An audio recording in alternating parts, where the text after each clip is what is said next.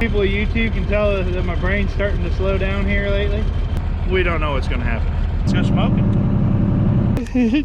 We'll call it good for 2020.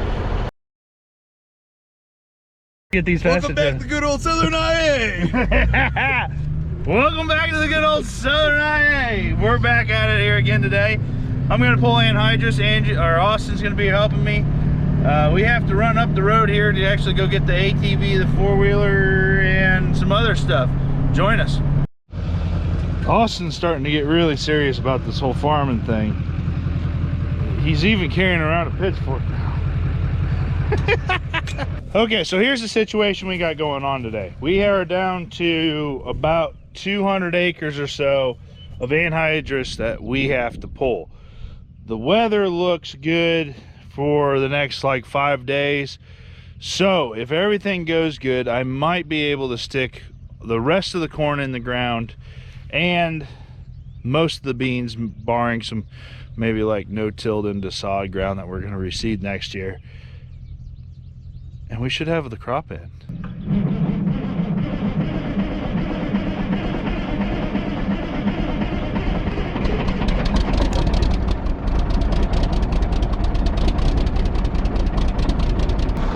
If everything holds itself together today, I should be able to maybe get really darn close to getting all of the smoke pulled on, and they also have to keep me in the smoke.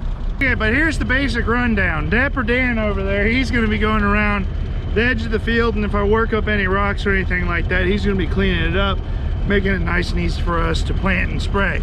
Man, you want some of this Corona I got apparently? No. We've got 200 acres-ish left to pull of anhydrous ammonia. It might be tough to get that all done today, but I'm going to give it a sure heck shot. Sure heck shot, that's a good one, isn't it? You like that? Sure heck shot. You think the people at YouTube can tell that my brain's starting to slow down here lately? Yeah, kind of maybe. Yeah. But if we can keep pulling, I'm going to try and get everything that we have to pull on. They still have to pull some no-till stuff for us. And if they get the no-till stuff pulled for it, well then obviously we got all our anhydrous ammonia on. Looks like the weather is good until next Monday, which today is Wednesday? Today's Wednesday. So maybe, possibly, there's a chance that I get all of the corn put in the ground before the next rain event. I'll say maybe 70% chance of doing that. Soybeans, I don't foresee them being in the ground by the time the next rain event gets done. We still got a ways to go on those. Stick around, hang out with us down here in Southern Iowa for another exciting day of we don't know what's going to happen. In other news of things going around on the farm here today, we're just having a hard time talking today, guys. My dad is supposed to be spraying some pre-emerge herbicide down on the corn acres that we need to have planted, or we have had planted, or we have planted. We're really struggling. Then it sounds like he might switch to some of our no-till ground. It's starting to green up pretty quick on us here with this nicer weather, and I think we're going to spray and kill it off before we no-till anything into it. That way it's clean, and then it'll probably still get a pre-emerge pass after that. I'm guessing, I don't know. My dad's really more in control of the chemical programs around here. I'm just the grunt. So this is the field that I want to try and do that strip tillage in type of situation, where I'm just going to plant right into the strips. Mildly nervous about the quality of the strips that will be. We might have to figure something out to do, like put a harrow over them or something, and then also see how well it pulls. I did do a zero tilt calibration again on this to get it as calibrated as we can have it calibrated. We'll just see how it goes. That's all we can do, right? Let's go smoking.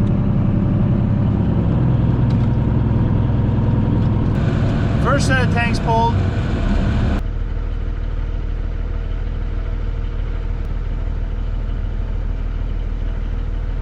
False alarm. My dad either didn't close off one of the valves last night, or I didn't open one of the valves. So we still got smoke left to pull on these tanks. That can happen. Now our tanks are empty.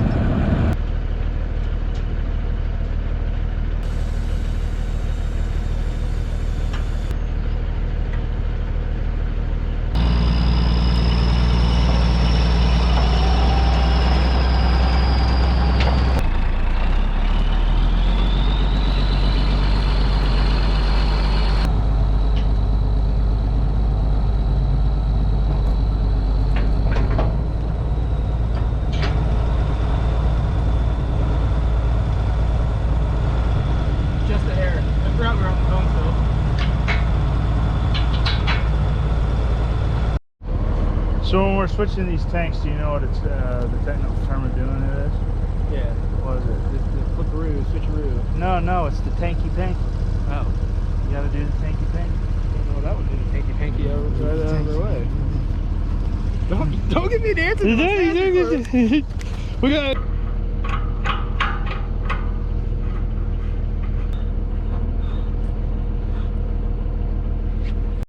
Oh, it looks like Austin started hay farming.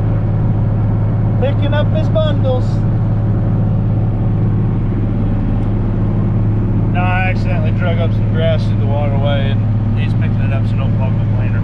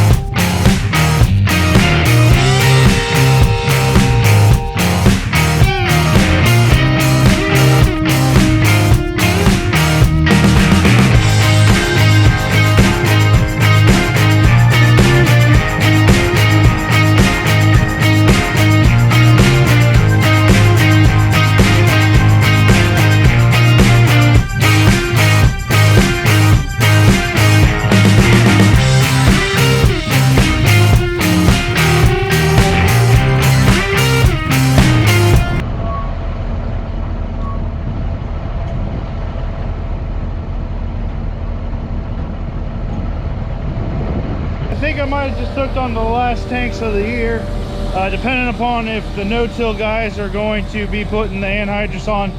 I think they got one more farm to do, and if they aren't going to get it on there timely, I'll probably pull it. So Austin right now is letting the case IHs cry into this 8630. Because the little quirk that the old girls decided to have is that it's completely always stuck on full, so I don't really know where my fuel is, and the last thing I want to do today is run out of fuel. So one thing that I've been talking about is possibly planting into the strips of this anhydrous bar to maybe mellow them out. I could maybe hit them with a harrow to kind of smooth them back down, but it's really doing a pretty decent job, and that's why I was also saying I'd like to get a rain put on there, is that these are the strips that anhydrous bar is actually leaving. it's tilling it up a little bit. The knife points right here. I think I'm putting the anhydrous in the ground at about 6 inches or so. This dirt though scares me. Like it's obviously flood ground dirt. If you work this dirt, it is the most beautiful mellow dirt that you can plant into. Absolutely beautiful. If it's not worked and it doesn't have any air to it, it becomes this gumbo-y muck that if with any rain on it, it acts so differently. It's like, it's almost like it's got a split personality to it. But I think if I hit these clods with the harrow, it's like, you can tell, like, look at how crusty that is. It just forms like this crust, but then they break up nice. So I don't know, like that would be, if I could have that harrowed out and have those clumps out of there, planting right into that right there, I don't think I'd have any issues. Now if I get the chance to vertical till it, I'm gonna vertical till it, like hands down, no doubt in my mind, vertical till it's shoal being going across it. We'll get this thing up, we'll get the lights turned on, we'll get the last field of anhydrous pulled. We'll call it good for 2020. Find any good rocks today? No good rocks? Today's sticker, it's time to give it away. This one actually, we'll say my buddy Marshall, he kind of picked out, I guess you could say. Yesterday he calls me and he goes, "You need to give that Mark Roberts a sticker." He goes, I go, what do you mean? He goes, he commented about the birds on the monitor. And I go, yeah, they're directional arrows. He knows that. He was just making a joke. And most of the time when I get a chance to look at these comments, it's first thing in the morning when I'm kind of getting going and everything's not firing on all cylinders, or before I go to bed. And once again, I kind of get your joke now, Mark, and I kind of, kind of stuck my foot in the mouth there, you know. But anyways, he's commenting about the in command. It looks like birds on the monitor, but when you're planting with the in command or going a certain direction, it actually shows you which way you're going, and they look like birds. And yeah, Mark, I'll give Marshall a sticker and have him give it to you, or send me an email and I'll get you a sticker. Muddy ruts here. To mud hole or to no mud hole? Full send. You can do her, you can do her, you can do her, you can do her, you can do her. Come on, girl, come on, girl. We got the downhill. We got the downhill. We might not have the downhill. We might not have the downhill.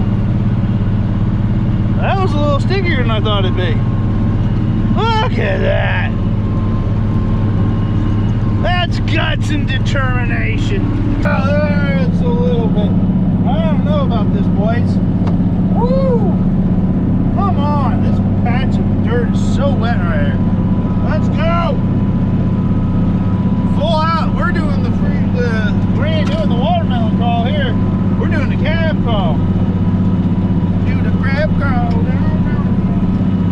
don't even know if I can call this. Like, that is such a mud hole. Eat your dinner. Let's go. Come on, come on, come on, come on, come on, come on, come on. Come on.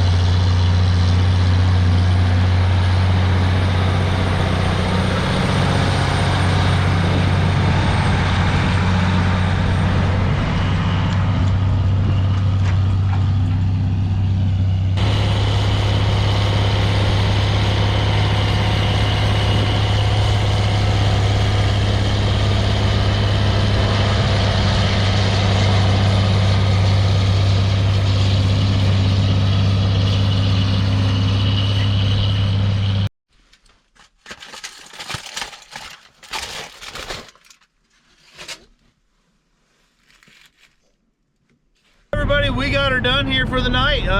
All the smoke that I need to pull is on, as far as I know. So tomorrow, I think we go to planting corn. But thank you guys for hanging out with us again down here in southern Iowa today. Hope you guys enjoyed the video, and like always, we'll see you tomorrow.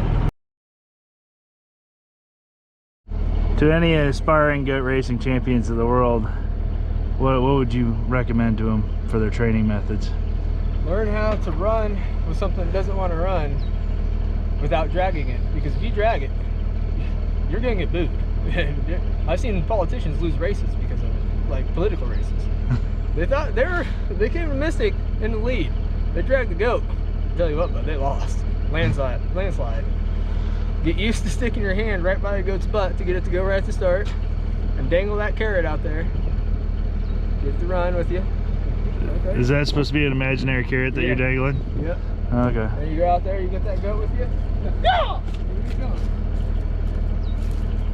Hey Marshall, if you ever need any help on the farm, call him.